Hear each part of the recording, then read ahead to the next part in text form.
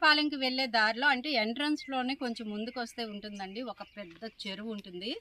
అయితే చెరువుకి ఆనుకొని ఎన్నో కొండలు ఉన్నాయి, చెట్లు ఉన్నాయి. ఈ చెట్లు ఎన్నో అసలు వేల సంవత్సరాలు ఉన్నాయి కూడా ఉన్నాయి. చాలా పెద్ద పెద్ద చెట్లు ఉన్నాయి.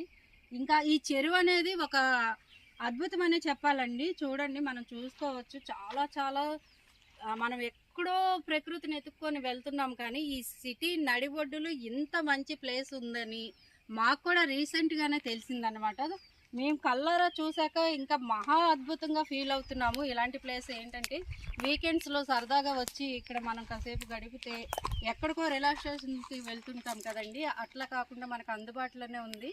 అది కూడా వైజాగ్ సిటీ మధురవాడి నుంచి పిఎం పాలెం లోపలికి వస్తే ఉంటుంది సింగవానిపాలెం.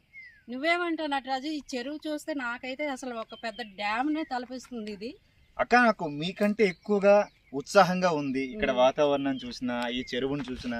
ఈ చెరువు చుట్టారా అక్కడక్కడ ఉన్న నేరేడు చెట్లు అయితేనేమి, తుమ్మ చెట్లు అయితేనేమి, ఇదంతా కూడా ఒకప్పుడు మళ్ళీ మన పల్లెటూరులో చూసిన ఆ ఆహ్లాదకరమైన ఆనందకరమైన ఒక మనసుకి తెలియని తీయటి సంతృప్తి ఏదైతే ఒక రుచికరమైన పదార్థం తినేటప్పుడు మన మనసు కనిపిస్తుందో, ఈ రోజు ఇక్కడున్న ఈ ప్రజెంట్ ఈ వాతావరణం కూడా నాకు అలాగే అనిపిస్తుంది.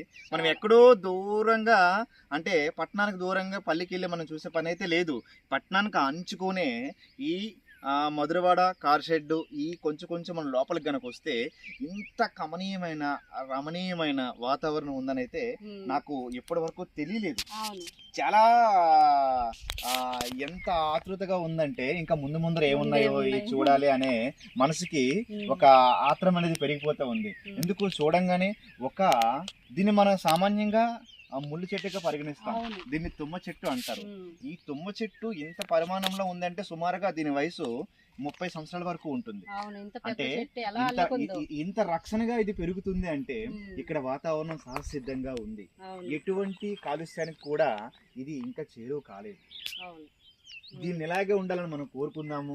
దీనికి మన ఇప్పుడున్న ఏదైతే యాజమాన్యం ఉందో దాన్ని ఇంకా డెవలప్ చేయాలని కోరుకుంటున్నాం. ఎందుకంటే ముందు తరాలకి ఇవి చాలా అవసరం. ఇప్పుడు అన్ని కూడా మళ్ళీ కొత్త తరహా నుంచి మళ్ళీ పాత తరహా వెళ్తున్నాం. ఒకప్పుడు మనం ఏదైతే సాధారణమైనటువంటి విలువైనటువంటి పదార్థాలు మనం తిని రుచికరమైన విందుగా మనం చెప్పుకుంటున్నాము. చూడండి, ఆహ్లాదకరమైన ఆ పిచ్చుక మనం చూడాలంటే చాలా కష్టతరంగా అనిపిస్తుంది. ఇక్కడవి చాలా చక్కగా కనిపిస్తున్నాయి.